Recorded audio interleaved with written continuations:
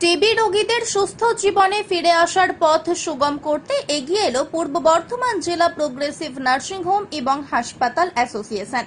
বৃহস্পতিবার জেলা স্বাস্থ্য আধিকারিকের আহ্বানে সাড়া দিয়ে 10 জন টিবি আক্রান্ত রোগীকে পুষ্টিকর খাদ্য বিতরণ করা হয় জেলা মুখ্য স্বাস্থ্য আধিকারিকের কার্যালয়। এই কর্মসূচিতে উপস্থিত ছিলেন পূর্ব বর্ধমান জেলা স্বাস্থ্য আধিকারিক জয়রাম হেমব্রম। এছাড়াও ছিলেন অ্যাসোসিয়েশনের রাজ্য চেয়ারম্যান শেখ আলহাজ উদ্দিন। এদিন শেখ আলহাজ উদ্দিন বলেন, টিবি একটি দুরারোগ্য ব্যাধি। সারা দেশেই রোগ নির্মূল করতে কেন্দ্র রাজ্য সরকার একাধিক প্রকল্প চালু করেছে। পূর্ব বর্ধমান জেলাকে টিবি মুক্ত জেলা ও পঞ্চায়েত করার লক্ষ্য নিয়ে জেলা স্বাস্থ্য আধিকারিক যে নিষ্ঠার সঙ্গে কাজ করছেন তা সত্যি প্রশংসনীয়।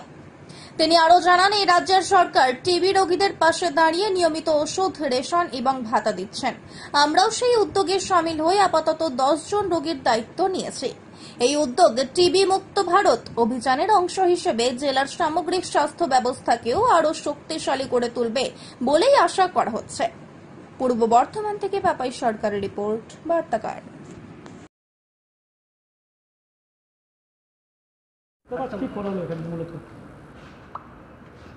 টিবি হচ্ছে দুরারোগ্য ব্যাধি, আমরা জানি দীর্ঘদিন থেকেই, কিন্তু সারা বিশ্বে থেকেই টিবি রোগ নির্মূলের জন্য চেষ্টা চলছে এবং সারা ভারতবর্ষ ব্যাপী একটা প্রকল্প চলছে যে টিবি মুক্ত ভারতবর্ষ, টিবি মুক্ত আমাদের বাংলা, টিবি মুক্ত বর্ধমান, টিবি মুক্ত পঞ্চায়েত যাতে আমরা করতে পারি। সেই জন্য সরকারের যে আবেদন, আমাদের মাননীয় সুমেশ স্যার ভীষণ ভালোভাবে আমাদের বর্ধমানের দায়িত্ব নিয়ে এই কাজটা করছেন।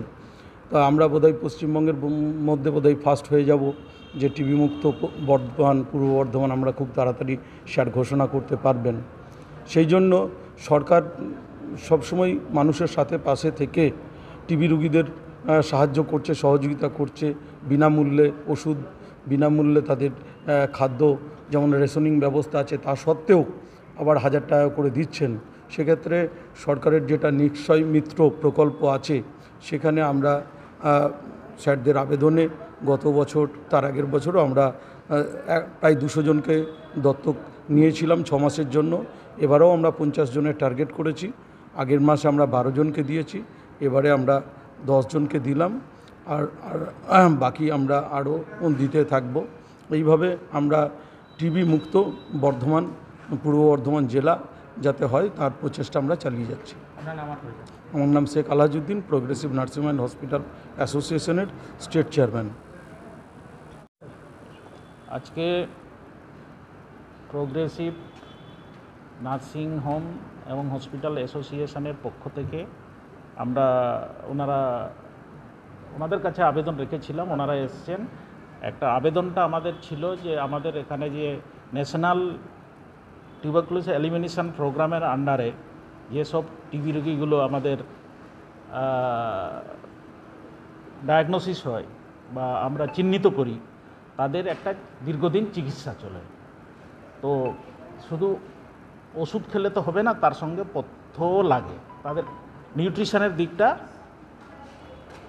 দেখার দরকারও আছে, কারণ গভর্নমেন্ট অফ ইন্ডিয়া বা আমাদের রাজ্য সরকার টিবি দপ্তর, স্বাস্থ্য দপ্তরের অধীনে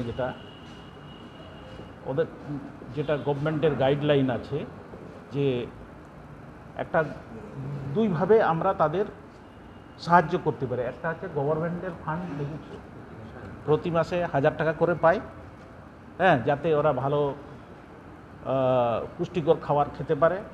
এবং আরেকটা বলা আছে যে প্রত্যেক পেশেন্টের জন্য একটা নিশ্চয় মিত্র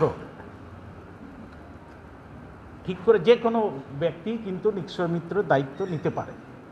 আমি নিতে পারি, আপনিও নিতে পারেন, সবাই নিতে পারে। সেটা কি, যে প্রতি মাসে 600 টাকা দামের একটা পুষ্টিকর খাবার দিতে হবে 6 মাসের জন্য।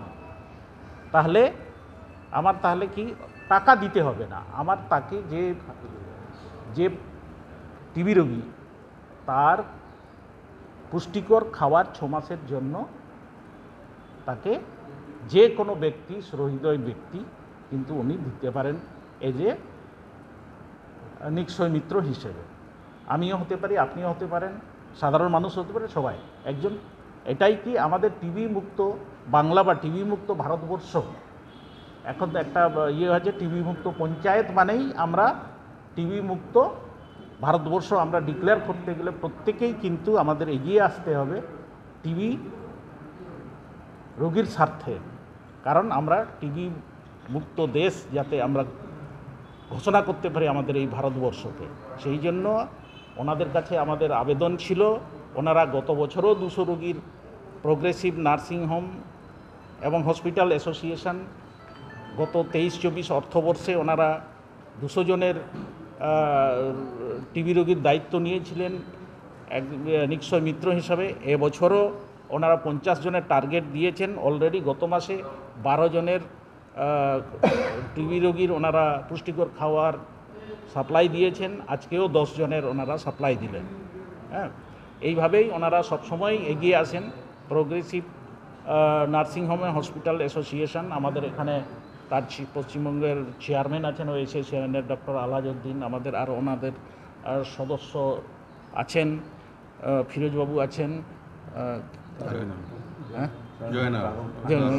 সবাই আছে। তো ওনারা সবসময় আমাদের যা রিকোয়েস্ট করি, বিভিন্ন স্বাস্থ্য কোনো আমাদের প্রয়োজন হলে স্বাস্থ্য ডিপার্টমেন্ট, জেলা স্বাস্থ্য ডিপার্টমেন্টের কোনো প্রয়োজন হলে ওনারা কিন্তু আমাদের পাশে দাঁড়ান।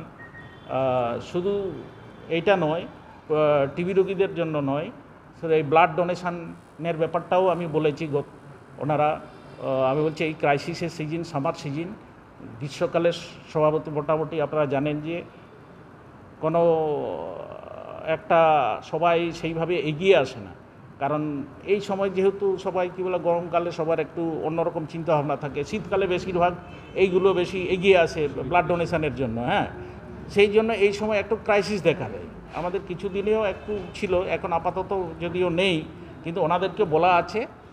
ওনারাও গতবারেও আমাদের ফিরোজবাবু আমাকে বলেছিলেন, পরশুদিন বলেছিলেন যে স্যার কবে তাহলে ব্লাড ডোনেশন ক্যাম্প অর্গানাইজ করব ওনাদের progressive nursing home and hospital অ্যাসোসিয়েশনের ব্যানারে। আমি বললাম নিশ্চয়ই, আমি যদি সেরকম ক্রাইসিস হয় আপনারা একটু অপেক্ষা করেন, কারণ এই মুহূর্তে যদি আমরা বলি যে আজকে আমার যদি চাহিদা না থাকে, ডিমান্ড না থাকে, আমার অযথা ব্লাড নষ্ট যাতে না হয়, সেই জন্য আমরা বলেছি যে আপনারা ইয়ে করুন, হয়তো আমরা দেখে নিচ্ছি। যদি ওনারা অবশ্যই সবসময় আমাদের পাশে আছেন, এইটুকুই ভবিষ্যতেও থাকবেন। এবং শুধু আপনাদের মাধ্যমে, আমি সাংবাদিক বন্ধুদের মাধ্যমে আমি বলতে চাই, সবাই যেন আমাদের টিবি মুক্ত বাংলা বা টিবি মুক্ত পঞ্চায়েত বা টিবি মুক্ত দেশ গড়তে গেলে সবাইকে এগিয়ে আসতে হবে, টিবি রোগীর পাশে দাঁড়াতে হবে। সবাই যেন আমরা নিশ্চয় মিত্র হয়ে দাঁড়াই এবং 6 মাসের জন্য তাদের প্রত্যেক টিবি রোগীর আমরা দায়িত্ব নিই। এইভাবে আপনারা সবাই জনসাধারণের কাছে আপনারা এই বার্তা পৌঁছে দিন, এইটুকুই আমার বলা। এবং পূর্ব বর্ধমান জেলাকে আমরা যেমন খুব তাড়াতাড়ি টিবি মুক্ত জেলা হিসাবে আমরা ঘোষণা করতে পারি। Thank you.